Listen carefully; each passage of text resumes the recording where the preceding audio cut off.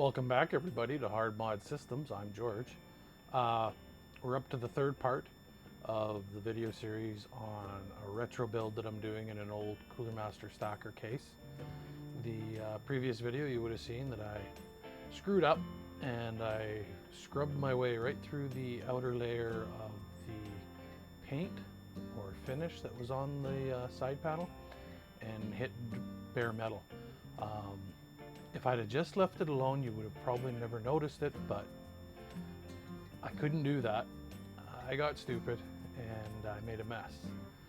So with that being said, this video you'll see me painting the case and trying to give it the same brushed aluminum look that it had from factory, but it's going to be almost impossible to get it exactly the same. So we're going to try and get the best look that we can with what I have to work with. I am not a very good painter, never have been, and I don't really have the proper facilities to paint right now. Normally I would take this outside, but in the winter in Canada it's a little bit too cold where I live to paint outside. So we're going to have to come up with something eventually, because I can see this is going to be something I'm going to have to do quite a bit of.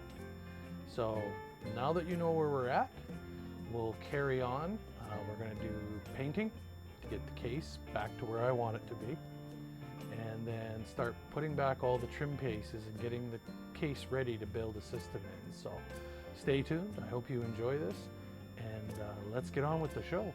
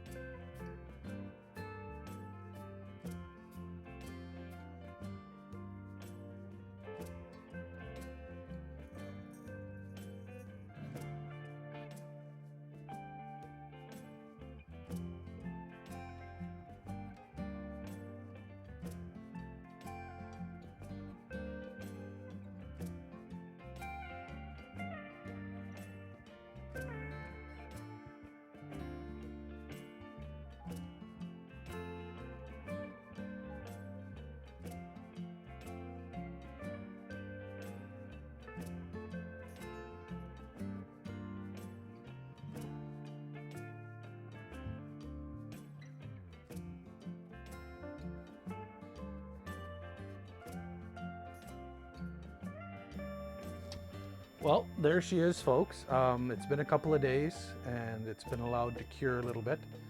The texture or color is a lot different than it was from factory, but right at the moment I'm happy with the way it is. Yes, there are still some imperfections. There's some really deep scratches that I could not get rid of, or it would have really been visible, even worse than just the scratches. So this time I left them alone, and we're gonna go with the way it is. The area that I had the big problem with, the one that I struggled with the most, is on the opposite side. This side has a couple of scratches that are underneath the grill panel, but this is the back side. You're not gonna see this side very often, if at all. So we can live with it for now. The other side is the side that I really messed up. And we'll give you the best look that we can of it. Now, this right here is the area in question. Now the problem was I tried scrubbing out something that wasn't really something I was going to be able to take out, because it's actually a little bit of a crease and crack in the case. At some time this corner got hit or bent and it made a mess of it. Now the nice thing is the front trim, it wraps around and it's going to cover most of this. That would have been almost completely unnoticed if I hadn't scrubbed through it, but I did a George thing and I made a mess of it. So this is how we fixed it. The hopefully you can get a good enough look. There's a little bit of natural light coming in. You can see the final product. There we go. It's not the same as it was from factory, but it's close enough that I'm happy with it. The top Came out really nice, and it actually looks like the way I wanted it to.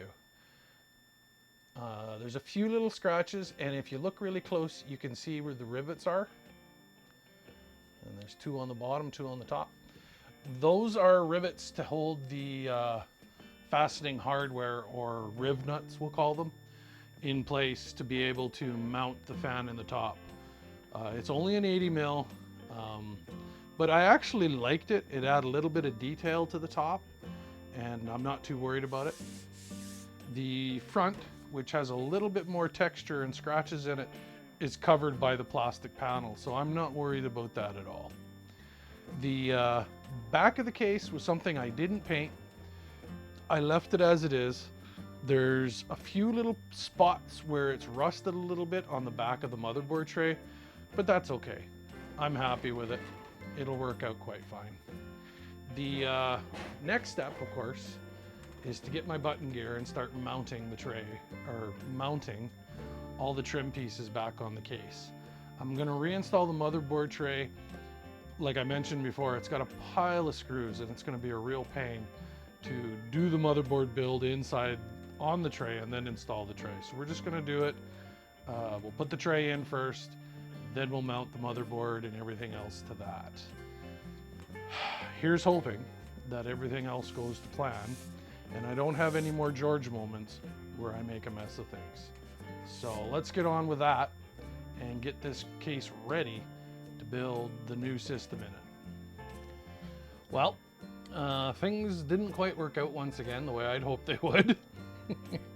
The case has 3 fans that are going to be mounted on the front, covered by chrome grills. And I was really hoping that I could narrow the fans a little bit, go with a thinner or slimmer style of fan, something like this. It's considerably thinner than the normal case fans. Now the problem was the mounting mechanism to put the fans on the case. They were designed for a specific thickness of fan, and there was no way that I could make them work in the case the way that they're installed. So the problem was they use a little device. It's a 2-piece system, and it's very much like a drywall anchor. You have the outer piece, which is this little guy, and what it's designed to do is when you slide the plunger into it, it expands the end of it and locks it inside the metal hole of the box that it goes to, the drive box. By going to a thinner fan, there was no way to get these little plungers to go deeper into the case. When I was taking the paneling apart, I actually had a problem with getting a screwdriver that would fit where I needed it to get the front trim pieces off. So that gave me an excuse to go and buy another set of screwdrivers. Something with a little bit longer shaft. Should hopefully fit in there a little better than it did when I took them off.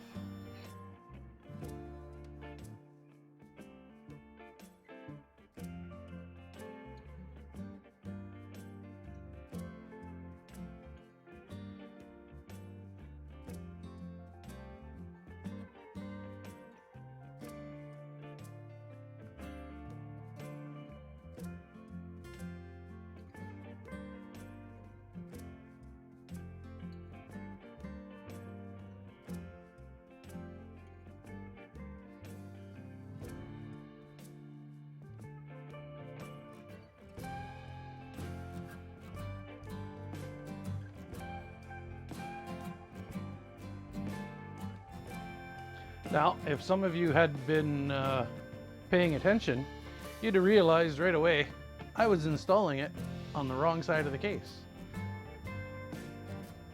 Good job, George.